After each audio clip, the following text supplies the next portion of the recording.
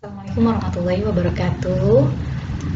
Hari ini kita akan membahas ilmu pengetahuan tentang sumber energi.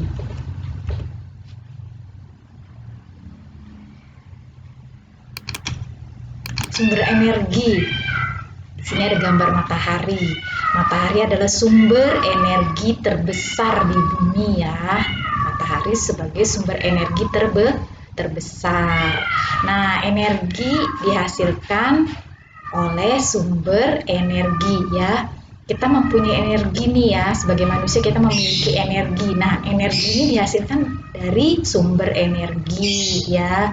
Nah, sumber energi ini bisa dapat dari matahari. Contoh manfaat matahari sebagai sumber energi. Pertama, sebagai daur air untuk peristiwa daur air. Nah, panas matahari ini menguapkan air di permukaan bumi ya, namanya daur air. Nanti akan kalian pelajari dalam pelajaran selanjutnya. Nah, kemudian matahari juga cahayanya itu digunakan sebagai sumber energi listrik. Nah, energi listrik ini didapat dari energi matahari dengan menggunakan panel surya ya. Jadi energi matahari diubah menjadi energi listrik dengan menggunakan panel surya nih. Panelnya seperti ini. Ini tenaga mataharinya.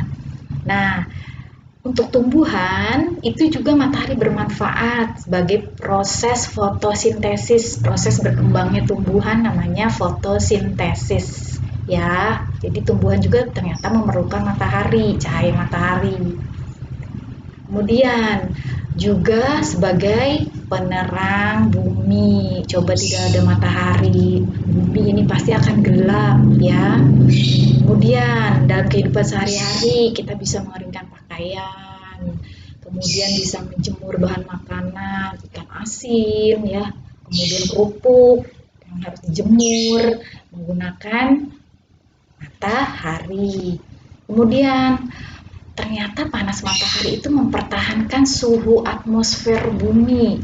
Atmosfer itu adalah lapisan yang ada di dalam bumi, sehingga bumi ini cocok untuk kehidupan makhluk hidup. Makhluk hidup itu tidak hanya manusia, hewan, tumbuhan itu disebut makhluk hidup yang bergerak, yang berkembang, itu namanya makhluk hidup ya. Jadi hewan pun butuh matahari, panas matahari, manusia butuh matahari, cahaya matahari, sampai tumbuhan pun butuh cahaya matahari untuk proses berkembangnya.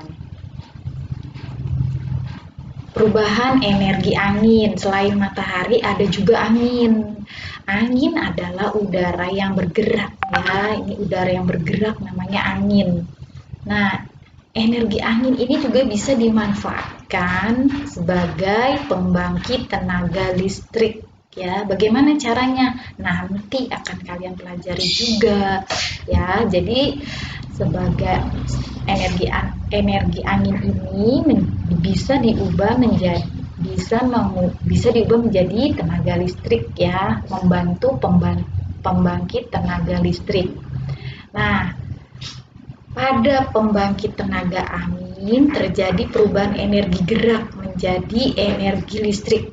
Angin itu kan udara yang bergerak ya, kemudian menggerakkan sesuatu, misalnya kincir angin yang terkena angin pasti akan bergerak. Nah, nanti untuk selanjutnya kalian akan mempelajari, tapi nanti ya. Di sini contoh perubahan energi angin. Nah, di sini ada kincir angin, kemudian disambung ke alat ya, ke sebuah alat. Nah, nanti baling-baling ini kan akan tertiup oleh angin ya, tertiup oleh angin, bergerak, menghasilkan energi gerak dari angin yang bergerak, kemudian menggerakkan baling-balingnya ini. Nah, energi geraknya ini akan menyentuh alat ini dan akan berpengaruh kepada alat ini. Alat ini nanti ya akan mengolah mengubah menjadi energi listrik, ya. Nah, ini adalah contoh energi matahari, ya. Energi matahari diubah menjadi energi listrik. Ini namanya panel surya. Dia akan menangkap panas matahari. Dia akan simpan di sini nanti. Disimpan, lalu energinya diambil oleh sebuah alat juga nanti. Nah, alat itu nanti yang akan mengubah menjadi energi listrik. Tapi semua itu akan kalian pelajari nanti, ya. Kalian saat ini hanya mempelajari dasar-dasarnya dulu, pengetahuan awalnya dulu. Oke, semoga bermanfaat. Terima kasih. Wassalamualaikum warahmatullahi wabarakatuh.